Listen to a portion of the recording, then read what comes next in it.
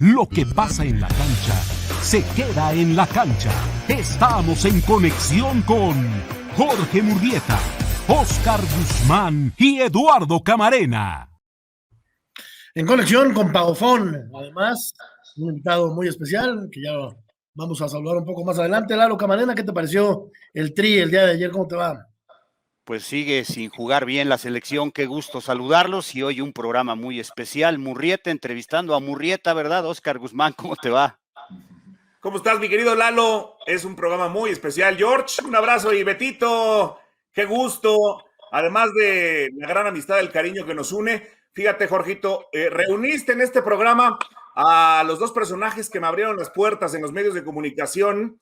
Beto hace ya 25 años, estamos próximos a cumplir los 25 años cuando me contrató como reportero de deportes, y luego Lalo Camarena, que me llevó a la televisión y a transmitir fútbol, o sea que es un programa muy, muy especial para mí. No saben lo que hicieron. ¡Ah! Todavía pueden arrepentirse, No, amigos. no defraudó, y tú tampoco, pues imagínate, te dejó la vara alta el buen Betito Murrieta, y pues ahí está Jorge, que también hizo y sigue haciendo una muy buena trayectoria. Pues especial el programa, saluda a tu hermano, Jorge, Perdón. por favor. ¿Cómo estás, Beto? Bien, qué gusto.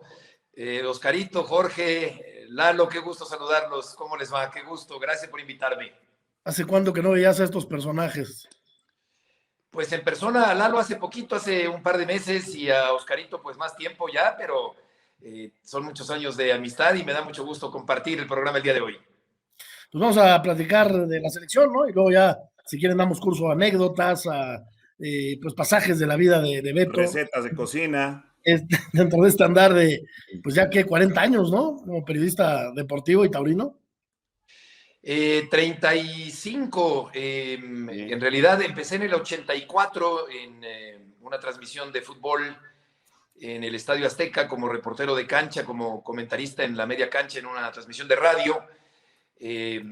Eso fue en septiembre del 84 y los narradores eran José Rogelio Ezquerra y Marco Antonio Lugo. Ahí estábamos, Lalo, empezando, yo creo que casi a la par, nuestra carrera periodística en la radio y en la televisión.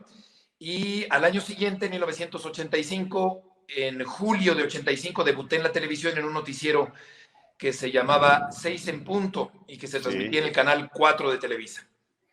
Pues sí, paralela la carrera de Beto a la de un servidor, y hay que subrayarlo, Beto debutó en radio haciendo cancha a la mitad de la cancha, no en la portería de los pendejos, ¿verdad? Como decía Raúl del Campo Jr.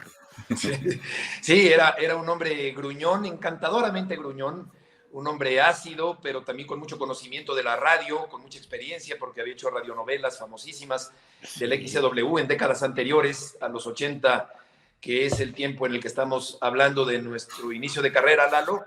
Y sí, era implacable, pero felizmente tuve la fortuna de contar con su apoyo y su cariño, y fue realmente él quien me debutó y me seleccionó y me puso al aire en aquella segunda mitad del año 84. Pero servía mucho eso, Jorge, Óscar, de verdad servía mucho porque era muy exigente, eran transmisiones donde incluso estabas hablando y él te estaba diciendo cosas en los audífonos, y si no estabas concentrado te aturdías, y si estabas nervioso pues ya hacías honor a estar en esa portería que lo hacía con mucho respeto. Era duro, inflexible, don Raúl, Beto, y no me vas a dejar mentir, pero te decía con una ternura: mi hijo, ni hablar, te la has ganado, vete a la portería sur, la portería de los... Sí, cómo no, era un hombre duro, era implacable, pero también muy formativo. Un gran maestro de la radio, tenía una gran verruga en el rostro, era regordete, con algunos pelos largos en la cabeza, y con una actitud muy simpática, un humor negro, era cáustico, pero realmente yo lo recuerdo con muchísimo cariño a don Raúl del Campo Jr., que dejó un legado importante. Hay una escuela de periodismo deportivo que se mantiene hasta la fecha, tratando de encontrar nuevos valores de la crónica deportiva.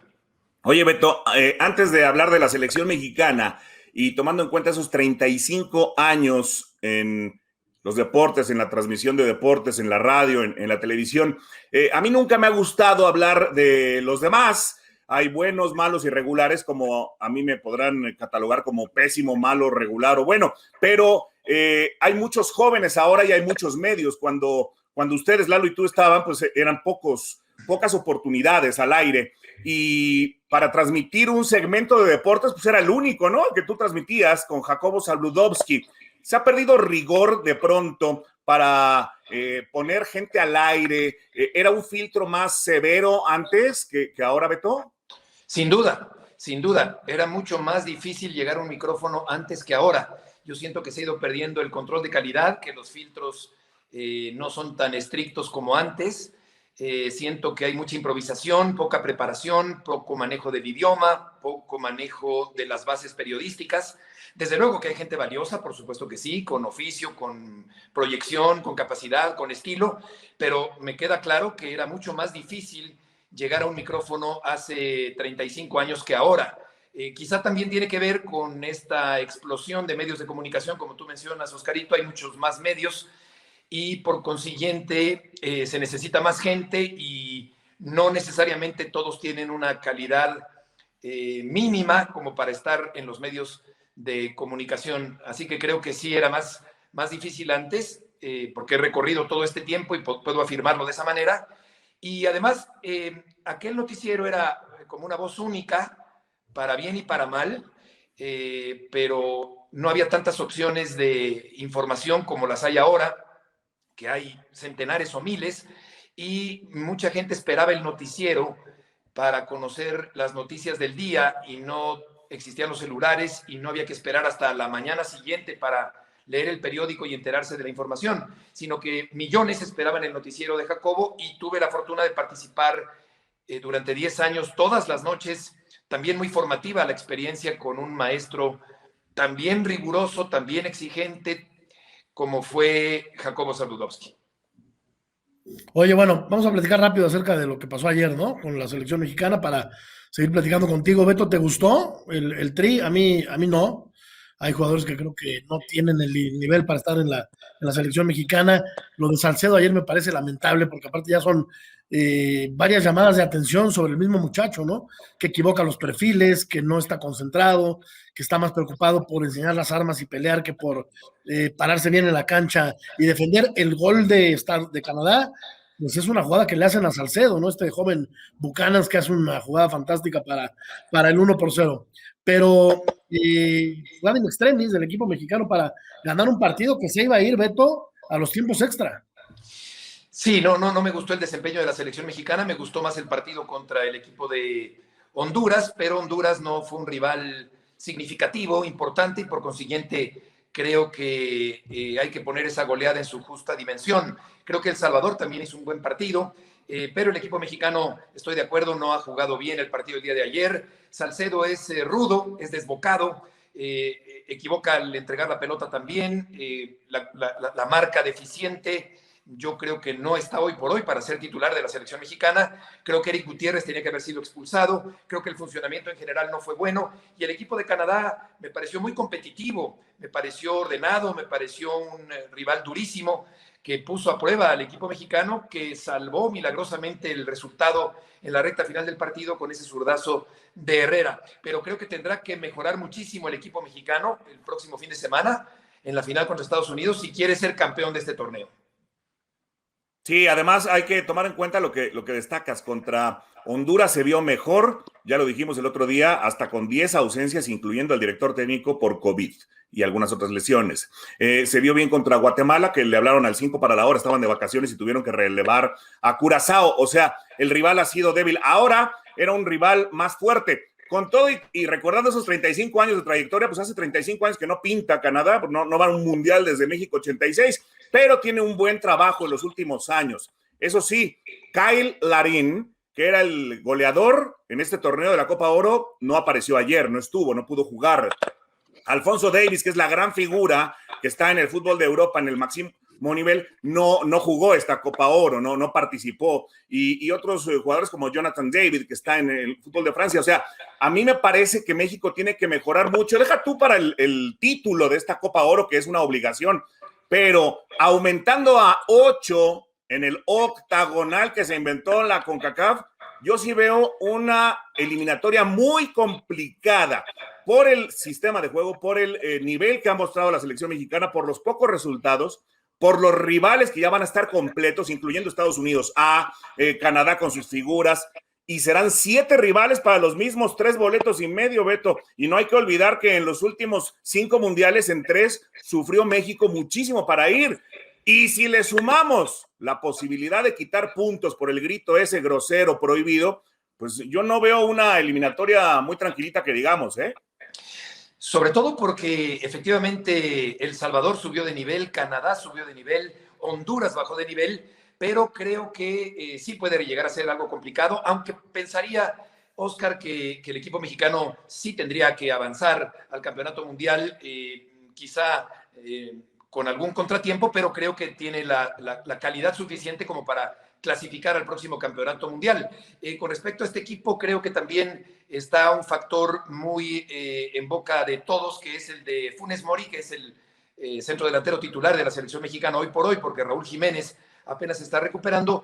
Yo no soy partidario de los naturalizados, yo creo, y no tiene nada que ver ni con patrioterismo, ni con chauvinismo, ni con mexicanismo a ultranza, ni mucho menos. Por otra parte, tampoco tiene que ver con xenofobia, ni mucho menos. Simplemente es un tema futbolístico. Yo preferiría jugar con lo que se tiene y a ver de a cómo nos toca. Creo que es una solución simplona, creo que es el camino fácil, creo que es un espejismo jugar con naturalizados, porque no se conocerá el real nivel de la selección mexicana en tanto no se tenga a jugadores nativos que puedan representar al equipo mexicano. Comprendo perfectamente que están en su derecho de jugar con la selección mexicana, que ha habido muchos naturalizados en la selección, que por cierto no han marcado mayor diferencia histórica, pero yo preferiría jugar con nativos para conocer realmente cuál es el nivel de la selección mexicana. De lo contrario, me parece un parche que se pone a una carencia que tiene la selección mexicana hoy por hoy, en este preciso momento, de un centro delantero de buen nivel, porque Jiménez está ausente, porque Martín está con otro equipo, porque Pulido está en la banca, porque Jiménez está recuperando, porque Chicharito no ha sido tomado en cuenta, porque Macías se fue a Europa, pero a mí me gustaría una selección sin naturalizados. Un parche mal sido, diría yo, para complementar lo que dice Beto Murrieta, porque ayer se vio que Funes Mori no marca diferencia. Si fuera Caviño, entonces sí diría yo, pues sí vale la pena, ¿no? Prefiero nativos, sí, pero este sí marcaría una gran diferencia, pero bueno, es el punto. Yo lo que le pediría a la gente que opina de fútbol, a la gente que escribe de fútbol, es que ojalá fueran justos y le dieran los mismos calificativos a Henry Martín por lo que está haciendo en los Juegos Olímpicos que los desmedidos elogios que le han dado a Funes Mori frente a rivales de poca monta. Y decías muy bien, Beto, bajó Honduras, bajó la selección de Costa Rica, pero también bajó México. México no ha jugado bien. Y la pregunta es, y la hemos hecho aquí en el programa, ¿verdad? Con Oscar, con Jorge Murrieta, ¿y quién cuestiona al Tata Martino, Jorge? Ese es el problema, nadie cuestiona al Tata Martino, ese es el gran problema, y Martino ya se dio cuenta que aquí está muy cómodo en México, aquí nadie le va a exigir, aquí nadie le va a dar, y aquí tiene muchos paleros aliados que justifican todo en aras de inflar este globo de Cantoya, que a ver si no se cae. Yo sí creo que le va a costar trabajo ir al Mundial, ¿eh? Sin duda, sin duda. Se avecina otra clasificatoria complicada, ¿no? Como lo fue antes de ir a Brasil, como cuando Javier Aguirre tomó el barco del Cruz Azul, ¿te acuerdas? Dos veces. Dos veces, primero para Sudáfrica bueno, primero para Corea y luego para Sudáfrica. Y será más complicada esta vez, porque había calidad en aquellas selecciones mexicanas, pero ahora yo no veo que brillen por su forma de juego. Hay buenos futbolistas, desde luego, Está Irving Lozano, que lamentablemente se dio un golpazo tremendo y no pudo seguir participando en esta Copa de Oro. Corona es un jugador muy habilidoso, con muchas condiciones, pero no termina por explotar, me parece. Funes Mori no es, ya lo hemos comentado también, la solución en el ataque del equipo mexicano. Herrera, voy a decir que estoy diciendo una barbaridad, pero lo platicamos, Lalo, ¿te acuerdas? Hace todavía unos 6 meses, como que no terminó de cuajar, ¿no? Y tiene 30 años, y es un jugador que tiene sí muchas virtudes en el centro del campo, que te resuelve muchas cosas, pero que a veces parece un poquito pecho frío, ¿no? Y esa es la selección mexicana que va a enfrentar este octagonal contra rivales, algunos poderosos. Ahora, pronóstico para la final contra Estados Unidos, una selección de Estados Unidos muy limitada también, que ayer, la verdad, sacó mucho premio contra Qatar. Igual México sacó mucho premio contra Canadá, en mi opinión, ¿eh? Sí. Sí. Beto, sí. Yo creo que no será fácil, a pesar de que efectivamente Estados Unidos no muestra su mejor versión actualmente, pero creo que no será fácil para el equipo mexicano, sobre todo considerando el nivel de juego de anoche, que fue en términos generales lamentable, que dejó mucho que desear. Creo que el equipo de México ayer se quedó muy corto, pudo haber perdido el partido, de tal manera que creo que no será fácil para el equipo mexicano derrotar a Estados Unidos, aunque el hecho de que no esté Estados Unidos atravesando por su mejor momento, por mucho que haya llegado a la final, puede dar una posibilidad de que el equipo mexicano pueda ganar el torneo, que además está obligado a hacerlo, creo, el próximo fin de semana. Sí, aunque aquí las ayudaditas ya fueron, ¿no? O sea, lo ideal era la final Estados Unidos ABCX contra México. Y ya llegaron. Entonces, ahora sí creo que, digo, honestamente, el gol de la victoria fue el minuto 99, cuando había dado el árbitro 7 minutos. O sea, todavía añadió 2 minutos más. Me parece que sí fueron un poquito complacientes. Ahora que hablabas de los naturalizados, de la identidad que me imagino que refleja ese término, Beto, para ti, hay una polémica enorme en los Juegos Olímpicos con los atletas que tienen doble nacionalidad, particularmente las mexicoamericanas del softball, y el hecho de haber dejado en la basura el uniforme del representativo mexicano. ¿Qué opinas al respecto? Porque ayer era una lluvia de comentarios. Yo el otro día le decía a Jorge y a Lalo que de pronto algunas personas quieren aparentar ser los tocados divinos, los profetas. Todos estamos esperando su concepto porque son los únicos que ven eso, ¿no? O sea, muchos justificando de manera, me parece, absurda, otros atacando de manera absurda. Me parece que tendría que haber un punto medio ante un hecho que es real, que es el haber dejado en la basura un uniforme de un representativo nacional en los Juegos Olímpicos. ¿Qué piensas, Beto?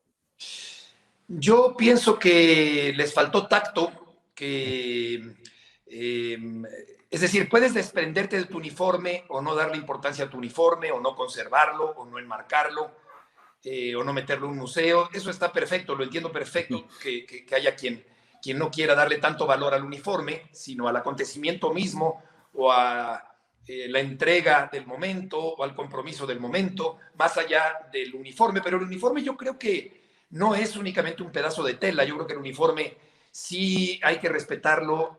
Puede llegar a ser sagrado el uniforme. Para muchos deportistas, la camiseta de un equipo importante, de Boca Juniors, de River Plate, del Real Madrid, de los equipos mexicanos más representativos, de las Chivas, de América. Yo creo que sí tiene su valor, su significado el uniforme.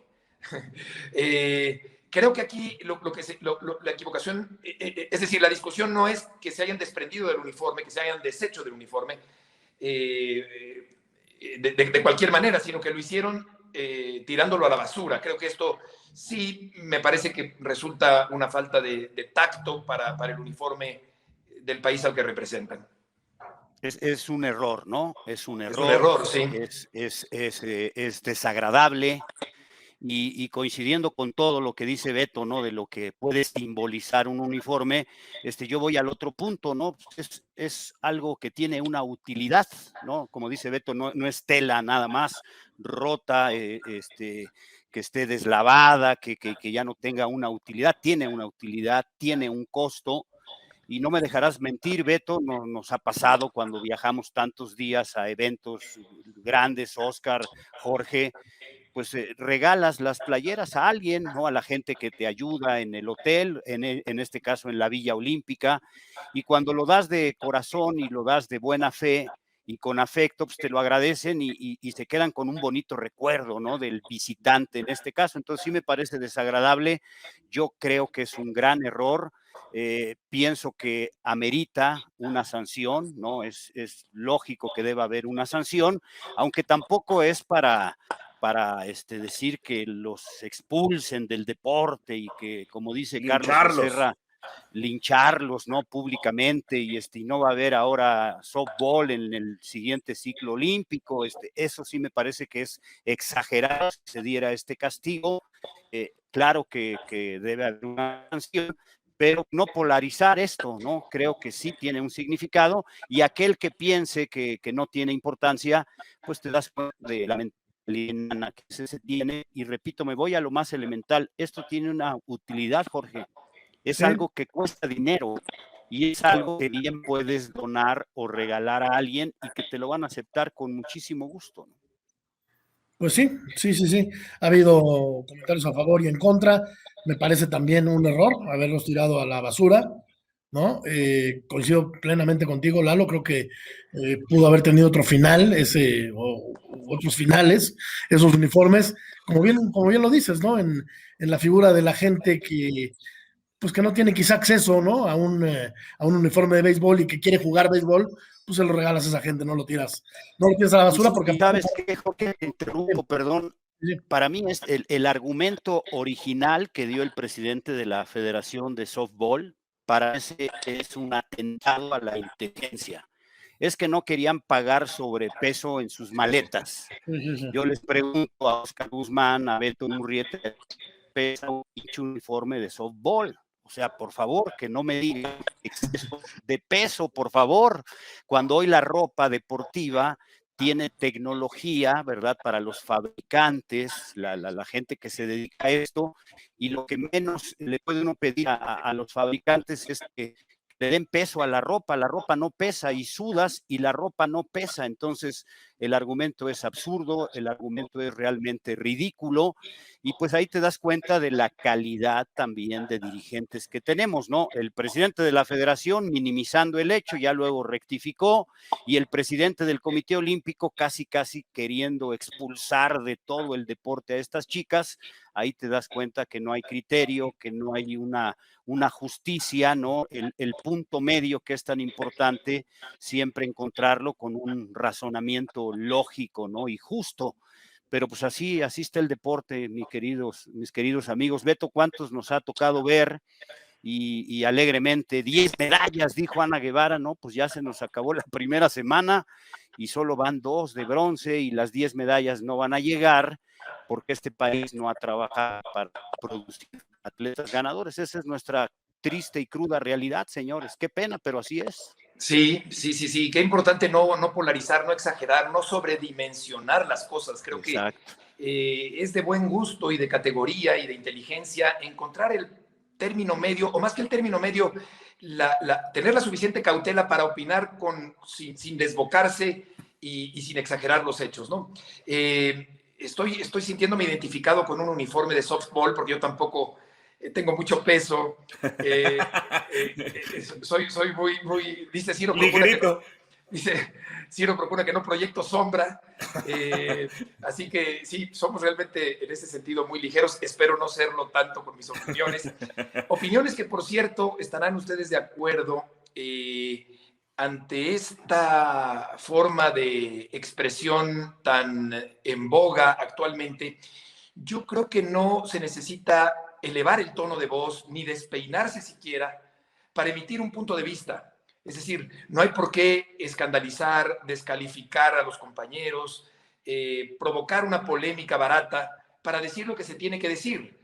Lo que pasa es que eso llama más la atención y lo puedo entender. Eso se vuelve muy espectacular, se vuelve viral, pero creo que se puede decir lo que se piensa sin despeinarse, con argumentación, contundentemente. Por ejemplo, ahora que decía Lalo de Gerardo Martino, hace unos días comentaba que me pareció una falta de respeto que Gerardo Martino usurpara por un partido o tomara el lugar de Jaime Lozano. para un partido Claro. que no era de la selección mayor, sino de la selección olímpica mexicana. Es decir, cuando más se necesitaba que Jaime Lozano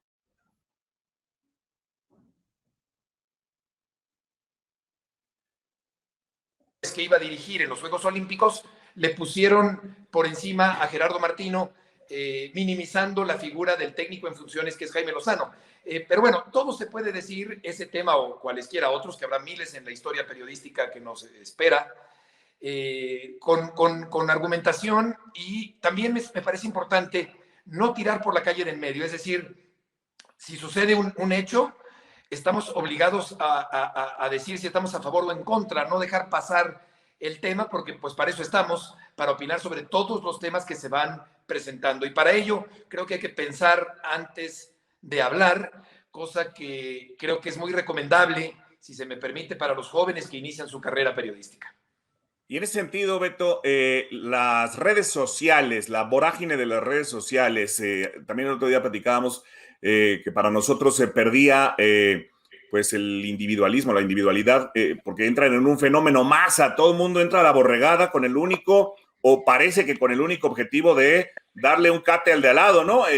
Parecería una manada que va en contra de alguien en particular, llámese los mexicoamericanos, llámese uno u otro atleta.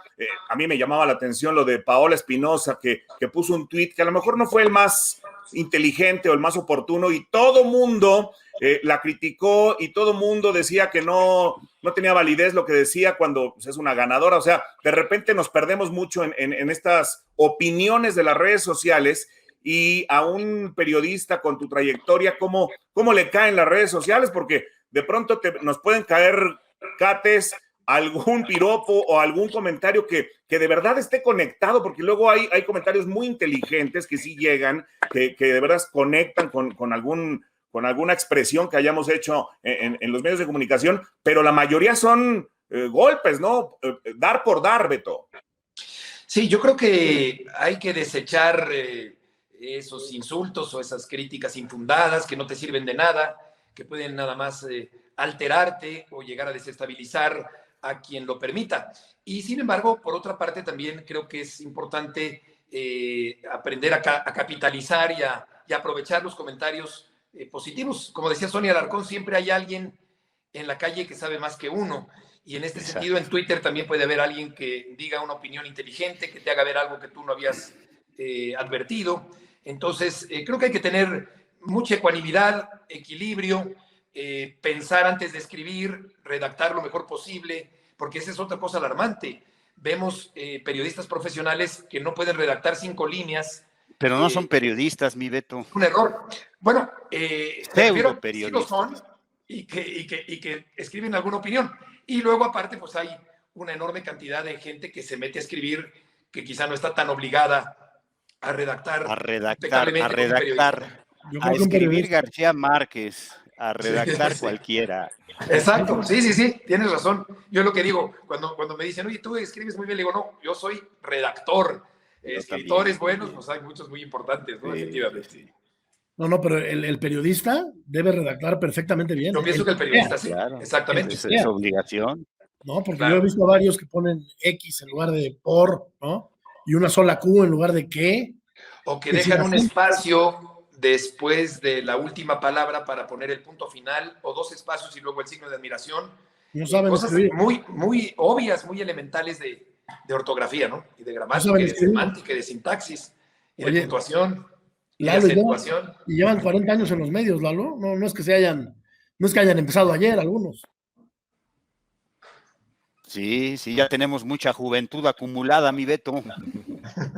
Exacto, bien dicho de esa manera. Y ahora sí, así dice Marco Lugo, amigo, con el que debutaste. Esa es frase de Marco Antonio Lugo. Dice, no estoy viejo, lo que pasa es que tengo mucha juventud acumulada.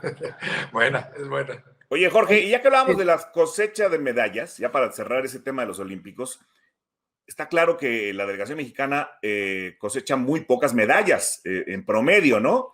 Yo me atrevería a decir que un promedio son 4 o 5 medallas, ¿no? Por Juegos Olímpicos. Y no, ya para cerrar ese tema... 2.5, Oscarito. El promedio Las últimas ediciones ha habido mejores, ¿no? Ha habido mejores. Sí, pero, sí, pero vamos a ponerle un promedio alto. 2.5. No, pero es yo que creo ese que es el problema. 95% de los atletas mexicanos que representan a nuestro país cada 4 años, el 95% no gana, no obtiene, no alcanza una medalla.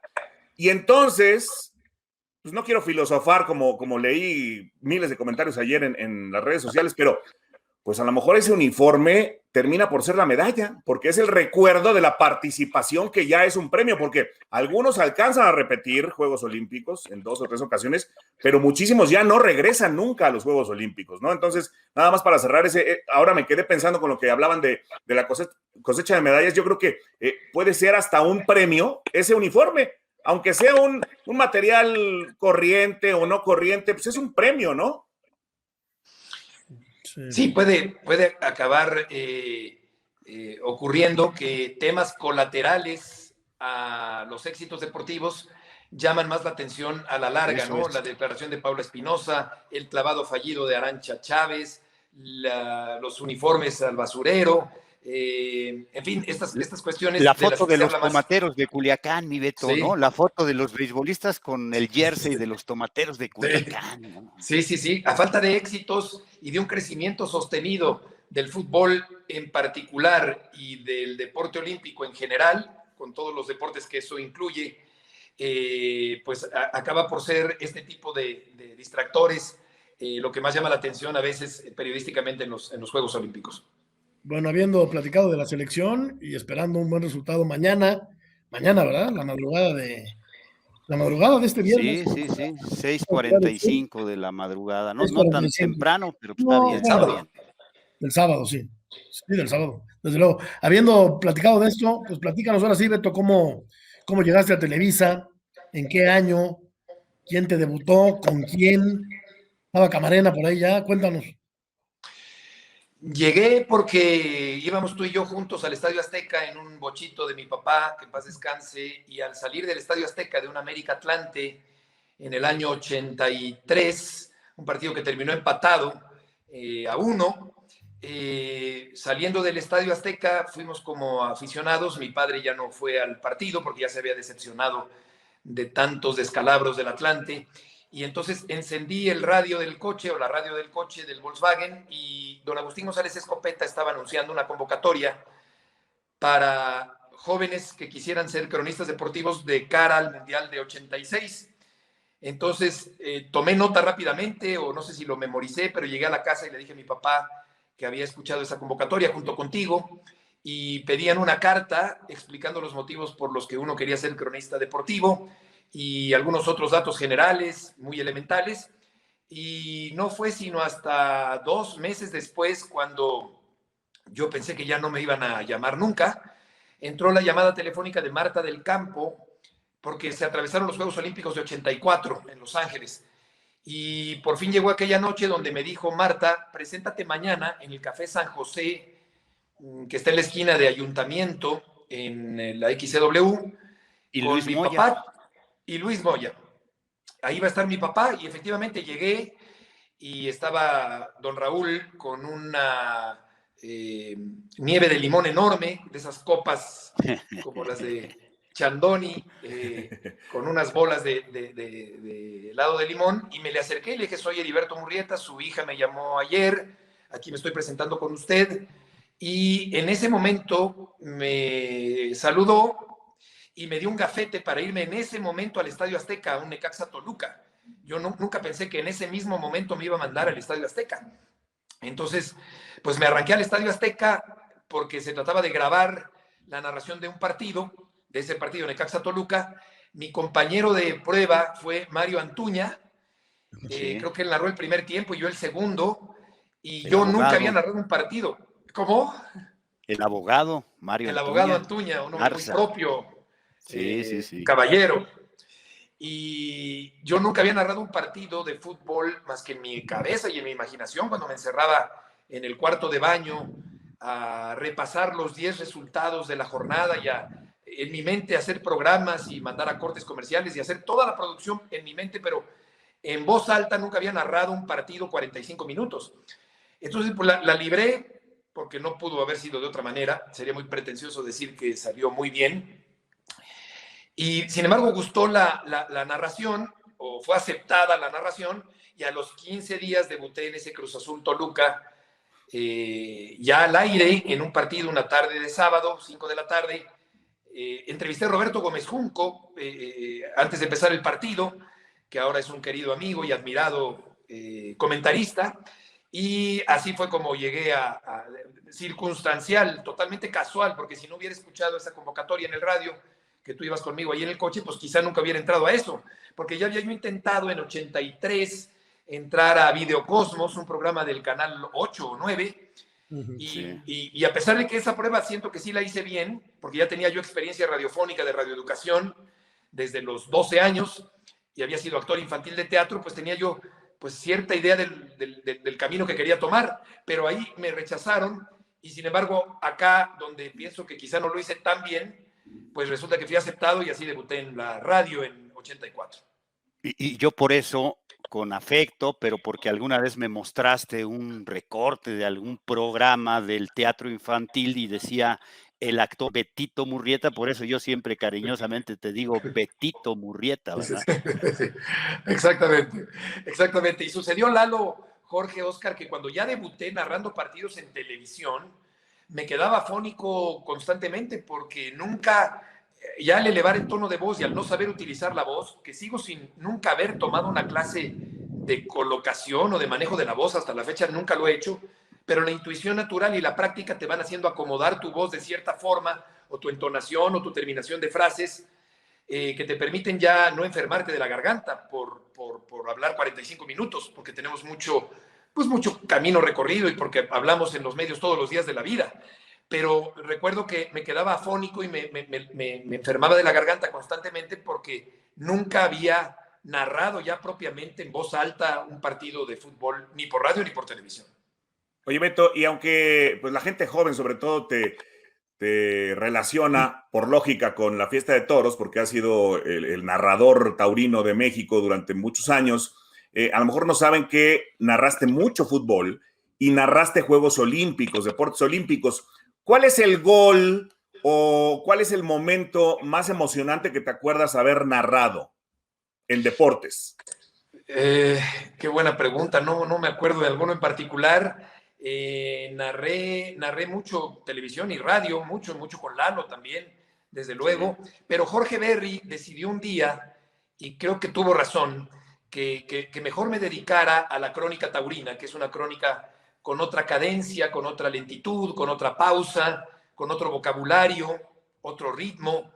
Se necesita, yo creo que es muy difícil narrar una corrida de toros porque se necesita de mucha captación de lo que está ocurriendo en el momento, sensibilidad, no quedarte por debajo de la faena, pero tampoco exagerar lo que el televidente está viendo. Y esto de ser todólogo también, yo siempre digo que no me queda, ¿no? Yo creo que hay gente como Toño de Valdés o Enrique Burak, o habrá otros que pueden narrar distintos deportes. Yo también lo hice en Juegos Olímpicos, pero eso es prácticamente imposible. Uno puede más o menos narrar, pero se necesita tener el conocimiento, y para ello, cuando he narrado gimnasia en Juegos Olímpicos, creo que 3 o 4, pues siempre ha habido una comentarista o un comentarista que sabe de gimnasia, porque yo no soy un gran conocedor de gimnasia, ni mucho menos. Sería un disparate decir lo contrario. Hasta bromas podemos hacer sobre eso, pero tiene que haber alguien que sí sepa analizar los puntos finos de ese deporte. Entonces, narrar como tal, llevar la conducción, se puede hacer, pero invadir terrenos de opinión me parece que solo quien conozca de su especialidad. Y que hoy es común, ¿no? Que todo mundo opina, muy ligeramente. Sí, todo mundo tiene el derecho a opinar, pero creo que no con esa ligereza de temas que no se conocen, ¿no? Y esa Claro. es una realidad, tristemente. Beto, llegaste muy rápido a 24 horas con Jacobo Zabludovsky. ¿Nunca perdiste piso, Beto? ¿Nunca cambió Beto en la casa, Jorge? ¿No se le subieron los humos tan chavo? No, no, de verdad no. He visto gente que no es de mi familia, que son relativamente cercanos, que sí han perdido piso, como Oscar Guzmán. No es cierto. Pero a mí pues yo porque me tropiezo, güey, más bien pierdo el piso. No, he visto gente que ha perdido piso feo. Pero en el bar. Exacto. Saludos a Antonio Carlos Santos. No, se caen de un tabique, ¿no? Se caen de un tabique. No perdió piso, quizás se volvió más duro y más estricto, pero no perdió piso. Fíjate que yo creo, Lalo, que es una profesión tan demandante, es decir, puede ser bueno, no, creo que soy una persona muy ubicada y creo que es muy cómodo ser ubicado. No creerte más de lo que eres ni tampoco menos, es lo más cómodo que hay. Es muy fácil no perder piso. Yo creo que no me considero una persona muy sencilla, la verdad, pues no soy vanidoso, no atropello, no me meto en una fila por querer que soy famoso. Yo creo que soy una persona ubicada y además es un trabajo tan demandante de todos los días, de todas las noches, que no hay tiempo para envanecerse y para estropear la carrera con vanidad, porque hay una exigencia diaria todas las noches de sacar adelante la sección deportiva del noticiero más importante en la historia de la televisión mexicana durante 10 años, todas las noches. Sí, claro, sí. Había tiempo para distraerte, para salir, para desvelarte, para conocer, para darle vuelo a la hilacha en ese sentido, sí, claro que sí, pero en general es una profesión muy demandante de disciplina y de profesionalismo, y más cuando el noticiero termina a las 12 de la noche. Entonces, sí, todas las tardes, yo me acuerdo que me llamaba algún amigo para querer platicar a las 7 de la noche. No, es que ahorita no puedo platicar porque eran 5 horas de una tremenda intensidad preparando el noticiero, en el cual yo era el que seleccionaba la información, el que redactaba el guión, el que elegía los gráficos de la pantalla, no como en estos tiempos modernos, donde pues claro que tenemos comunicación con el productor, pero en esos tiempos uno lo hacía todo, era el encargado al 100% de jerarquizar el contenido, de decidir el contenido de la información, de qué nota va con sonido, cuál va sin sonido, cuál la leo yo y cuál la lee el reportero grabada, en fin. Creo que es un trabajo tan demandante que quien no se concentre, pues creo que no hubiera yo terminado esos 10 años estando ahí todas las noches con la alta exigencia de Jacobo. Oye, Beto, debido a la oportunidad que me brindaste y que abriste la puerta, pude comprobar lo que siempre he pensado. Para mí, el comentarista más importante, de mayor peso en la historia de los medios de comunicación en el fútbol, para mí fue y ha sido don Fernando Marcos. Y el entrenador más exitoso, más importante, el que hizo más escuela fue don Nacho Treyes, que por cierto mañana cumpliría 105 años de edad. Y a mí me tocó compartir con ellos gracias a ti, Beto. ¿Quiénes son los personajes más importantes para ti? El comentarista más importante, el entrenador más importante, el narrador más importante de este país. Yo creo que sí ha sido una gran fortuna convivir con esos grandes personajes y alternar con ellos. Yo creo que el narrador que a mí más me ha gustado, más me ha inspirado, más me ha atrapado, el que me fascinaba escuchar era Ángel Fernández. Ángel Fernández para mí fue un inspirador grandísimo. Me encantaba su voz, su imaginación, su fondo literario, su cultura general. Eso me encantaba de Ángel Fernández, un juglar con pulmones de acero, un hombre con un estilo personalísimo, inconfundible, un hombre muy original. Y como entrenador, pues yo creo que Nacho Treyes ha sido el más importante, aunque ha habido otros entrenadores muy importantes, pero creo que Nacho Treyes tenía una filosofía de vida muy especial. Tuvimos el gusto de convivir con él muchas veces y de alternar también laboralmente, y creo que han sido importantes, muy importantes. Como cronista taurino, creo que el mejor cronista taurino de la historia ha sido Pepe Alameda. Ha habido otros muy buenos cronistas taurinos como Fernando Fernández Román, que es uno que me gusta muchísimo. Pues creo que esos son los que más... Comentarista, el periodista, el que levantaba polvo, el más preparado en el fútbol. Es que ha habido muchos muy buenos. Actualmente hay muchos muy buenos también. Y en cuanto a la crónica, yo agregaría, no sé si estén de acuerdo, pero creo que desde Ángel Fernández, es decir, entre Ángel Fernández y Martinoli han pasado extraordinarios cronistas futboleros. Pero creo que un giro estilístico en la forma de narrar fútbol por televisión no se daba desde Ángel Fernández, y creo que en este sentido Cristian Martinoli sí ha logrado introducir un nuevo estilo para narrar fútbol por televisión. Sí, que a algunos gustará y a otros no. Yo creo que el Perro fue un narrador muy importante, ¿no? Ha sido un narrador muy, muy importante, Enrique Bermúdez. Pero fue más innovador Cristian, ¿no? Es a lo que refiere Beto. Sí, Me claro. parece que sí, coincido. De hecho, Enrique acepta que su espejo era Ángel Fernández, ¿no? Eso de poner apodos y la forma de narrar de Enrique, pues es una réplica, una buena réplica, me parece, no sé si la mejor, de Ángel Fernández. A mí me gustó mucho tiempo el Perro. Orbañanos durante muchos años me pareció un muy buen narrador. Claro. Emilio Fernando Alonso. Emilio, por supuesto, claro. Muchísimo, ¿no? Con un acervo tremendo ustedes dos. Yo no sé por qué no narraste más fútbol. Hay un cassette que me prestaste hace no mucho, Beto, de la final de Italia 90, donde narras tú con Enrique, precisamente con el Perro, en radio. Y eso es una narración muy buena. Yo creo que sí se equivocó Berry, ¿eh? O sea, creo que pudiste haber continuado narrando fútbol. Pues sí, él sí podía hablar de todo, Jorge Berry sí puede hablar y podía hablar de todo, pero los demás no. A mí también me quiso poner, pues nada más, le dije, no, amigo, yo tengo una trayectoria, llevo 2 mundiales, y pues si no es así, me voy. Y pues mejor me fui, porque dices, no, pues cómo me limitas, ¿no? O te piden exclusividad, no quiero esto.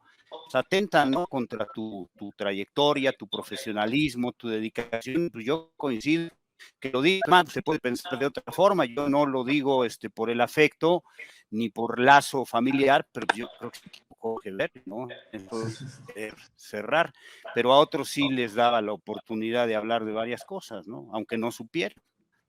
Sí, quizá había otros cronistas futboleros más, seguramente había otros cronistas futboleros mucho más importantes, con más peso, con más reconocimiento, más identificados con el fútbol, que eso también influyó, que yo me identificaba mucho con lo taurino y me sigo identificando mucho con lo taurino, y quizá eso pudo tener que ver con esa decisión. Sí, yo creo que Cristian Martinoli sí ha sido el más innovador desde Ángel Fernández, pero, por ejemplo, si los catalogamos, a mí durante muchos años, yo diría que es el más longevo en cuanto a la amenidad, el más ameno. Durante décadas se me ha hecho Raúl Orbañanos. No sé si pienses lo mismo, Beto. Sí, a mí me gusta mucho Raúl. Me gusta mucho Raúl, su estilo, su chispa, su forma de ser. Amenidad hace amena una transmisión también, y lo ha hecho durante mucho tiempo, ¿no? Contigo, sí. O Luengas, que era muy bueno, que era más intenso, ¿no? Sí, de acuerdo. No me tocó tanto ya. Claro. Ha habido buenísimos. Gerardo Peña era extraordinario. Gerardo Peña, extraordinario. Gerardo Estanislao Peña, ¿verdad? Gran narrador, culto, americanista, sí. A todo lo que daba, ¿no? Con el América, pero un estupendo cronista. En mi opinión, la mejor voz con la que me tocó trabajar narrando fútbol, para mí la de Gerardo Peña. Te tengo que preguntar esto, mi querido Heriberto Murrieta, ¿por qué cómo saliste de Televisa? Pues la primera vez salí, bueno, en realidad nunca salí, porque me fui a vivir a España en el año 2003. Yo seguía, Ricardo Pérez Toifer me ofreció me ofreció varios programas para regresar, porque desde que terminó 24 horas, en el 98 hasta el 2001, pues no había hecho muchas cosas de televisión, más que algunas participaciones en el noticiero nocturno, seguía narrando los toros, pero Ricardo tuvo la amabilidad de ofrecerme un ramillete de programas, y yo elegí Más Deporte, que se transmitía los domingos a las 11 de la mañana, y luego, esto fue regresando de España, pero en España todavía fui corresponsal de Televisa en ese tiempo en el que estuve en 2003, y luego ya mi salida definitiva, pues fue cuando, regresando de España en octubre de 2003, Carlos Hermosillo me recomendó con Rodolfo Martínez de ESPN. Ellos hicieron contacto conmigo al enterarlos, Carlos, de que yo ya había regresado de España, porque en España nos hicimos muy amigos, y entonces me llamó Rodolfo Martínez, nos reunimos, y ahí en ese momento ya fue mi salida de Televisa, porque nunca dejé de estar haciendo poco o mucho, pero nunca dejé de estar. Ya no aparecía tan frecuentemente, desde luego, pero nunca dejé de estar hasta ese momento, donde además tuve la fortuna de negociar, felizmente para mí, que no obstante que ya pertenecía a ESPN, como sigo perteneciendo desde hace 18 años, logré el acuerdo de que me dejaran seguir narrando los toros con Televisa. Y ese acuerdo me ha favorecido porque lo taurino no se contrapone con lo deportivo, y los domingos durante estos años he seguido transmitiendo toros con Televisa, a pesar de que pertenezco a ESPN. Decía Lalo el otro día con buen tino, Beto, que no hay enemigos, ¿no? En la vida, no hay que tener enemigos, pero sí hay adversarios.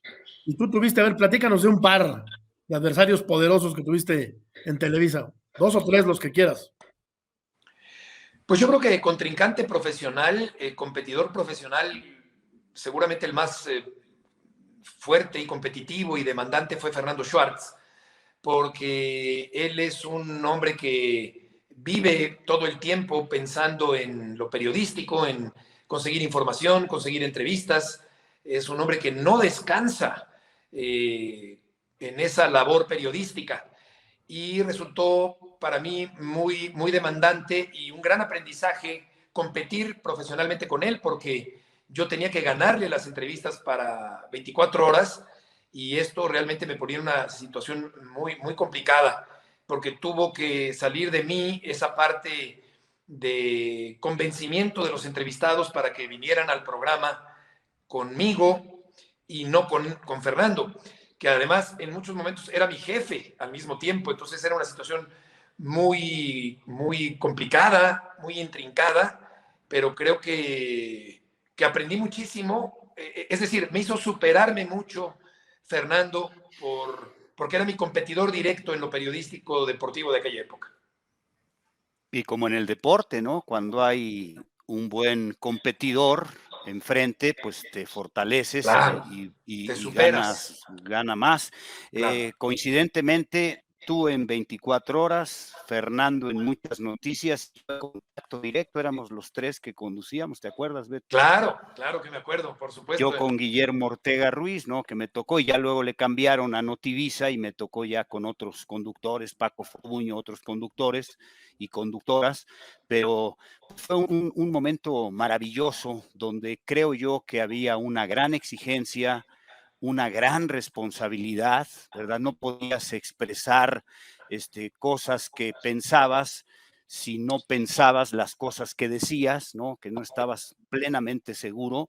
Y yo creo que esa es una gran enseñanza de Fernando Schwartz, porque Fernando era muy exigente, como jefe era nuestro jefe, y no podías tirar borregazos, mi Beto, porque pues te suspendía, como debería de ser, ¿no? Te suspendían, y hoy pues ves tantos desmentidos, tantas notas falsas, fake news que se dan, y yo creo que en ese sentido, Jorge, Oscar, pues ustedes también, más jóvenes que nosotros, también creo que son privilegiados por formar parte de esta escuela más exigente. Hoy cualquier toma un micrófono y dicen cualquier cantidad de tonterías, ¿no? Con toda la claridad del mundo, así lo digo, cualquier cantidad de tonterías, ¿no? Es abominable hoy. Sí, y tiene que ver con la diversificación de los medios, ¿no? De comunicación, que si antes había 2, que eran Imevisión y Televisa, pues ahora hay 30, ¿no? Hay internet, hay radio, hay televisoras, pues apareció Imagen también como tercera en Discordia, entonces pues hay muchas más opciones para poder trabajar con un micrófono en la mano, sin que esto signifique que tienes que tener necesariamente talento para hacerlo, porque ejemplos hemos visto muchísimos. Nos pide Javi que ya nos vayamos, mi querido Beto, ¡Qué amable! Por favor, háganle clic aquí a la campanita roja, donde dice suscribirse. Y pues hay que bajar para Lalo. Ya la tienes, ¿verdad? Ya la tengo, yo ya tengo, ya. Es que fíjate que está muy malo hoy mi internet, caray, está muy malo, tan caro y tan malo. Me voy a cambiar de compañía, yo creo, porque hoy está mal, ya se me cortó 2 veces la señal. Yo ya tengo ya bajé la aplicación, ya la tengo aquí en mi teléfono. y pues la gente que nos ve y que nos sigue en Estados Unidos, pues decirles que esta es la mejor opción para enviar dinero de Estados Unidos a México. La remesa llega inmediatamente, el que la recibe no tiene necesidad de ir a ningún lado, de hacer filas, es la opción más fácil en un clic para poder mandar dinero de Estados Unidos a México, mi querido Jorge. Ahí está, Beto, pues gracias por habernos acompañado el día de hoy, a ver si te incorporas al equipo más adelante, ¿no? Pues ojalá se pueda en algún momento. Gracias a ustedes, Lalo, Jorge, Oscarito, qué gusto saludarlos. Como dice nuestro querido Esteban, más que Microsoft. Abrazo, querido Betín. Igualmente, con mucho cariño. Una comida, ¿no? Hay que compartir. Y unas frías. ¡Ay! Y no tan frías para no enfermarse. Saludos. Igualmente, Lalito, Oscarito, Jorge, gracias. Gracias, Beto, gracias, Lalo. Gracias, Oscar. Pásela muy bien, nos vamos.